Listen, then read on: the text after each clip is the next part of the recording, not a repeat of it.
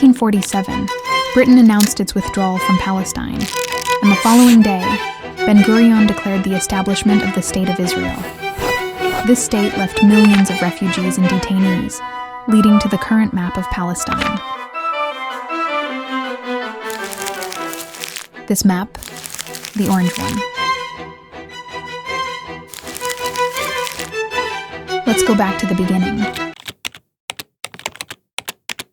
Away from Palestine, in the city of Basel, Switzerland. This man, Theodor Herzl, called for the first Zionist Congress. It resulted in the formation of the Zionist movement and the first declaration of the movement. The movement set 4 points to achieve its goals. 1. Encouraging Jewish migration to Palestine. 2. Organizing Jews and linking them to the Zionist movement. 3. Taking measures to obtain the support of world powers for the Zionist goal, granting it international legitimacy. 4. Forming the executive body, the Jewish Agency, to implement the conference's decisions. Its mission is to collect funds in a national fund, to purchase lands and send Jewish immigrants to establish colonies in Palestine. Here, the Jewish religion turned into a nationalism. During this period, Palestine was under Ottoman rule. The percentage of Jews out of the total population of Palestine did not exceed 8% in 1914, according to the estimates of the Ottoman Empire at the time. But that did not last long. In this year, World War I broke out. Instigated by the Arab Bureau at the British Foreign Office, and with British assistance, on June 10, 1916, the Great Arab Revolt began from Mecca.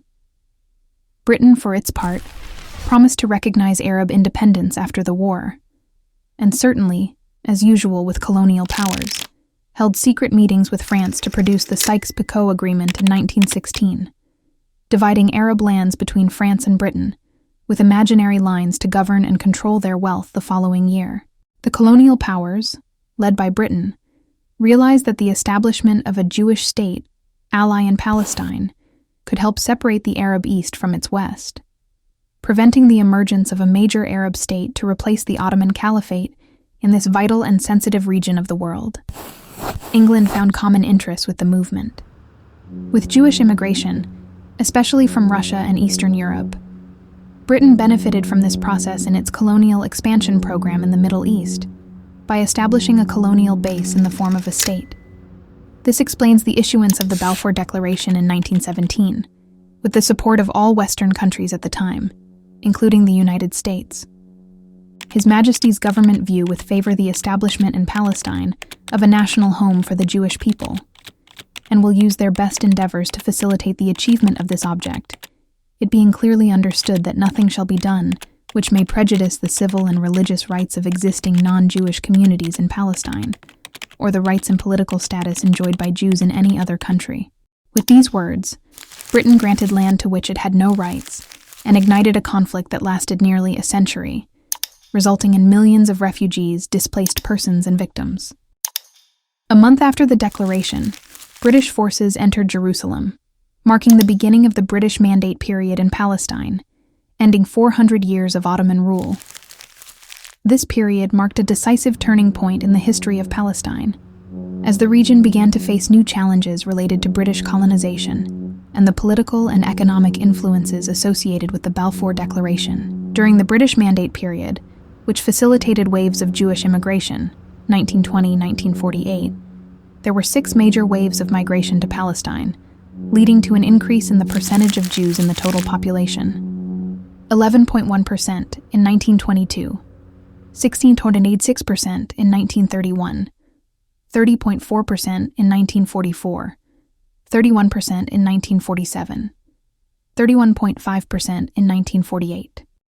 The number of Zionist settlements established during the British Mandate period in Palestine reached 268. The Palestinian people responded to Zionist and British movements through armed resistance and protests, leading to several uprisings. Meanwhile, Britain continued to confiscate and settle lands until it decided to relinquish the mandate and refer the issue to the United Nations, which issued the Partition Resolution on November 29, 1947. This resolution called for the establishment of 2 independent states, one Arab and one Jewish. The Arab rejection of the partition plan representing 67% of the population, compared to 33% of Jews, was based on the fact that the proposal allocated 56.5% of Palestine to the Jews, who owned only 7% of the land. At exactly 6 p.m., the end of the mandate over Palestine was announced, and at 6:01 p.m., the State of Israel was declared. At 6:11 p.m., the United States recognized the State of Israel. The British were helpers to the Jews in achieving their goals, as they trained them during the mandate period and provided them with weapons. Whenever they withdrew from an area in 1948, they handed it over to the Jews. This period, known as the Nakba in 1948, ended with the Jews occupying most of Palestine's lands and displacing its citizens, except for Gaza, the West Bank, and East Jerusalem.